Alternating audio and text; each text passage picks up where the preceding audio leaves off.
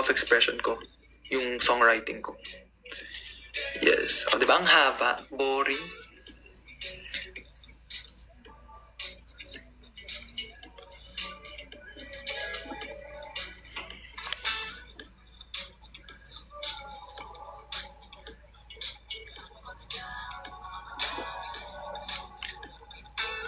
Thank you, Doc Eros. Grabe si Doc Eros.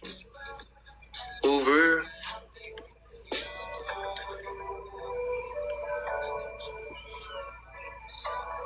Ano to? Ayan, may flash goal. Ayan, guys.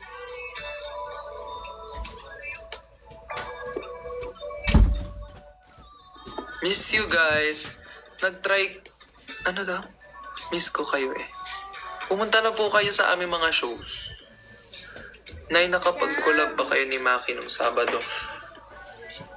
Hindi ko, pero magkaroon kami ni Maki. Pero hindi kami nakapag-collab kasi busy siya. And like, nagpe-prepare kami ng mga performances namin. Pero sabi niya next time daw, kapag nakita kami ulit, mag-collab kami.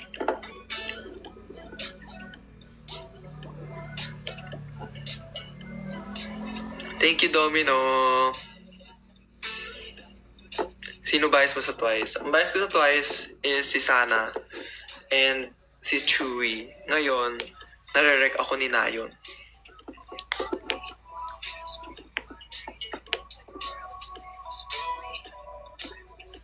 Si Ann. Sino to si Ann? Ate Ann ba to? Maglalapag ka ba? I Can't Stop Me dance cover. Sige, go.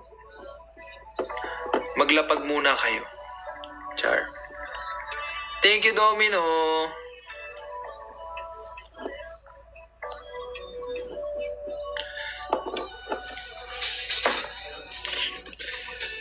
Yan. So, keep on streaming Tabi-Tabi. And next month.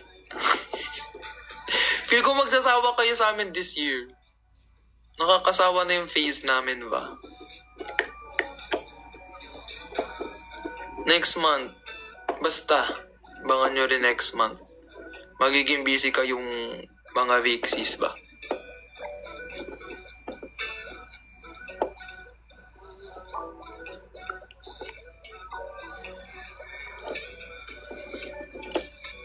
Si Pauline. Ay, si Pauline! Hello, Pauline!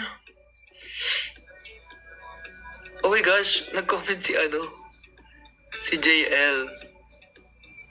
Hi JL, wala kang alam. Hello, Pitpoon from Thailand. Ash Gray ba hair color mo? Yes po, it's Ash Gray.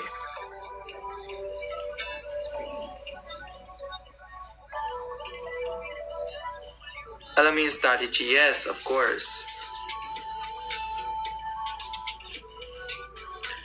Life strategy. Kakain lang akong dinner. Thank you, Doc Eros.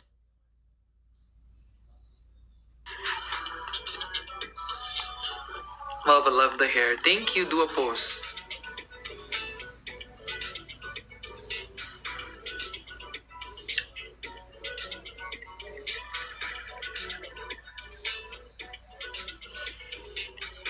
Okay na yan. Okay na to. Fangirl from Malinaw?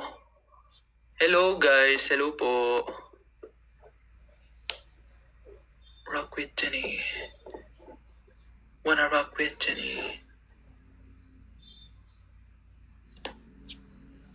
I think I really like. Eto na nga. Guys, isusupport nyo ba yung vlog ko kapag nag-post ako ng vlog? Kasi, may vlog ako dito. Ito matagal na to, like, ngayon lang ako nagkaroon ng parang device ba para matapos yung editing ng vlog na to. Diba, last year pumunta kami ng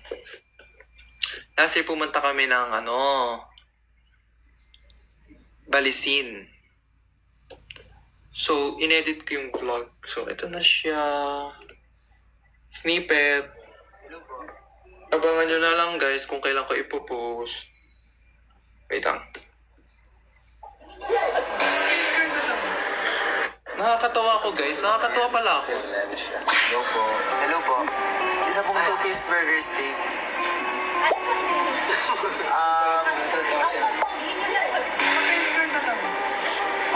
Dito na kami sa airport. Anong airport to? Shang-Chi. Pupunta kami ng Balisin.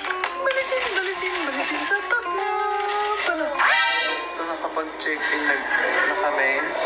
So anong suggestion? Ang suggestion ko, Mag-suggestion box kayo. May Corny. Okay. ang corny. Pero yan, ipopost ko to siguro this week or next week. I mean, tapos ko naman yung first part. It's gonna be a 4-part vlog. Dapat sa YouTube, ma. Siguro pag natapos ko na yung series, tsaka ako ipopost sa YouTube. Gets? Pag na-post ko na lahat, tsaka ko siya i-compile, tapos isang video na lang.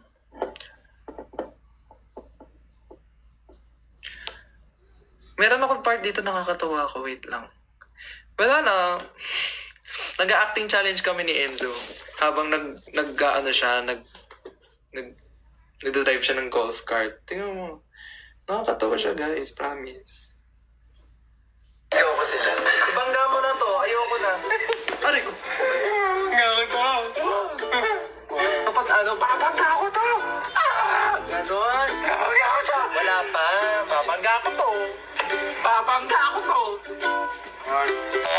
Yan ang pangit mo. Ayoko na guys. Uy, babe. Ano ba? Faster. Halo.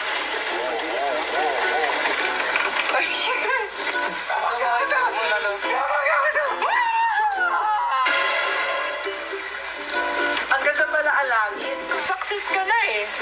Parang masasabi mo na, wow, ang ganda pala ang langit. Wow, makakasama ko talaga si Jesus.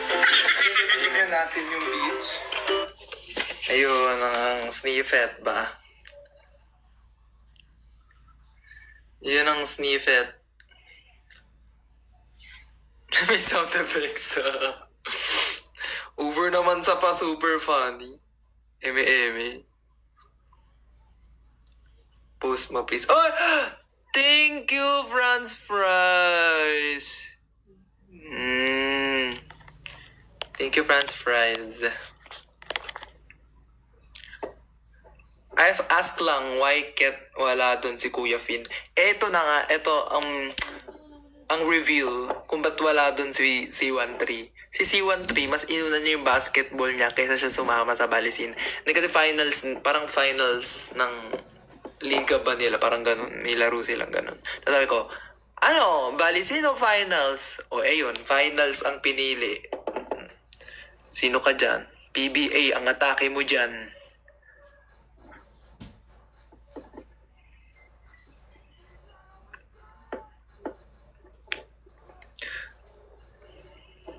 Hello po.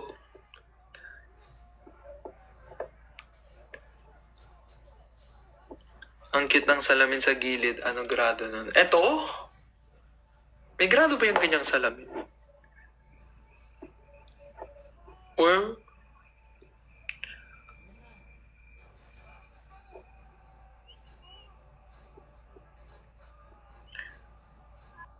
may test your vision ba this year?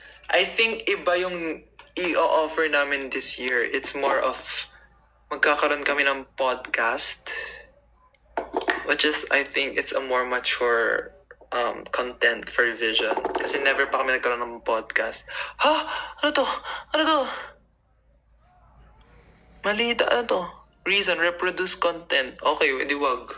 Nag-warning si TikTok, guys. Wag ko daw ipakita yung vlog. Hindi wag.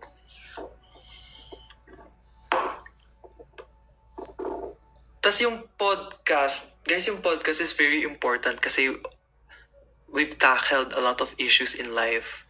And ako kasi mahilig ako talagang makinig ng mga podcast and mahilig ako makinig ng mga like yung kung yung parang gusto ko kasi maintindihan kung ano yung mga nararamdaman ng isang tao or like ano yung mga napapagdaanan ng friends ko, ano yung mga napapagdaanan ng mga tao na nakakasalamuha ko, ganun.